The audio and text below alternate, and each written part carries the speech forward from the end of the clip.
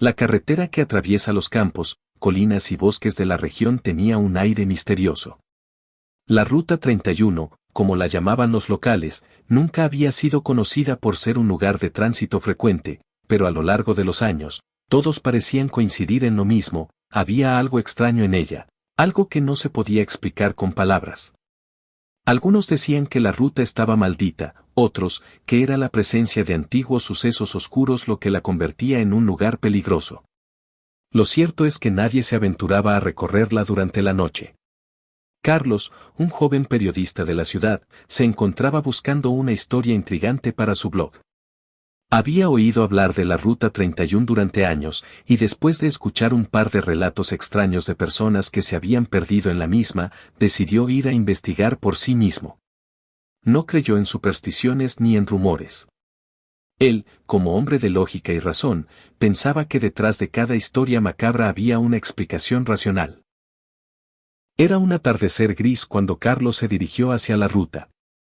Había hecho su tarea y recopilado toda la información que pudo: desapariciones sin resolver, testimonios de viajeros que se desorientaron, extrañas luces que se veían por la carretera a medianoche, y, lo más inquietante, rumores sobre un accidente que ocurrió décadas atrás, un accidente que nunca fue completamente esclarecido. El hecho de que nadie hablara de ello en detalle solo aumentaba el aura de misterio que rodeaba la carretera. Al principio, todo parecía normal. El paisaje de la Ruta 31 era típico de una zona rural: campos de maíz que se extendían hasta el horizonte, árboles dispersos a lo largo del camino, y alguna que otra casa en ruinas que parecía olvidada por el tiempo. Sin embargo, algo comenzó a cambiar conforme el sol se ponía. La niebla se levantó rápidamente, como si algo la invocara. Una brisa helada empezó a soplar, y el silencio fue casi absoluto, solo interrumpido por el sonido de los neumáticos sobre el asfalto. Carlos no se dejó amedrentar. Se detuvo en una gasolinera abandonada para echar un vistazo y tomar algunas fotos. Cuando salió del vehículo, algo extraño llamó su atención: un susurro lejano. Era como si alguien estuviera hablando en un idioma que no entendía, o tal vez, como si el viento llevara consigo un mensaje olvidado. Se giró rápidamente, buscando la fuente del sonido, pero no había nadie cerca. Solo el murmullo de la niebla. Debe ser mi imaginación, pensó, tratando de tranquilizarse. De vuelta en el coche, avanzó por la carretera con más determinación. En ese momento, las luces de su vehículo comenzaron a parpadear. Pensó que era un fallo de la batería, pero al mirar hacia el espejo retrovisor, vio una figura vaga en la lejanía, caminando lentamente. Era una mujer, vestida con ropa antigua, como de otra época. La figura no parecía moverse de manera natural, sino como si se deslizara sobre el asfalto. Carlos apretó el pie sobre el acelerador, pero la figura comenzó a acercarse más rápido. En un parpadeo, desapareció de la vista, como si se hubiera desvanecido en la niebla. Su corazón latía rápidamente. ¿Era una persona real? ¿Un reflejo? No estaba seguro. Al continuar su camino, la carretera parecía volverse más estrecha. Los árboles a ambos lados parecían cerrarse, como si quisieran aprisionarlo. La niebla aumentaba de forma alarmante, pero aún así, Carlos avanzó, decidido a encontrar respuestas. Sin embargo, a medida que pasaba el tiempo, comenzó a notar algo aún más extraño: los números de las señales de tránsito desaparecían. Primero el 5, luego el 3, y finalmente el 1. La carretera parecía estar cambiando ante sus ojos, como si la misma Ruta 31 jugara con su percepción del tiempo y del espacio. En un giro repentino, el coche comenzó a fallar. El motor rugió y se detuvo de golpe. Carlos intentó arrancar de nuevo, pero no lo consiguió. Estaba atrapado.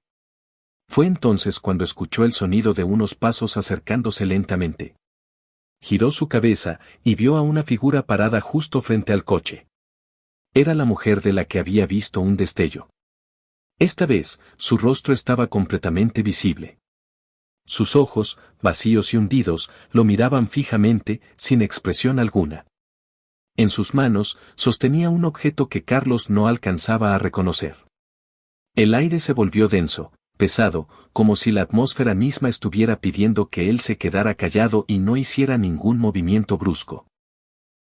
«Has llegado tarde», dijo la mujer con voz rasposa, como si las palabras le costaran salir. Carlos sintió un escalofrío recorrer su cuerpo. En ese momento, comprendió que algo mucho más siniestro estaba ocurriendo en la Ruta 31 de lo que jamás había imaginado. La mujer levantó el objeto que llevaba en las manos, y Carlos, paralizado por el miedo, observó cómo se deshacía la niebla alrededor de ella. En un instante, la carretera se transformó. El paisaje que antes era rural, se convirtió en un lugar desolado, un campo de ruinas y sombras. Los árboles se alzaban como figuras retorcidas, y el sonido de los pasos desapareció, reemplazado por un eco lejano, de voces que no eran humanas.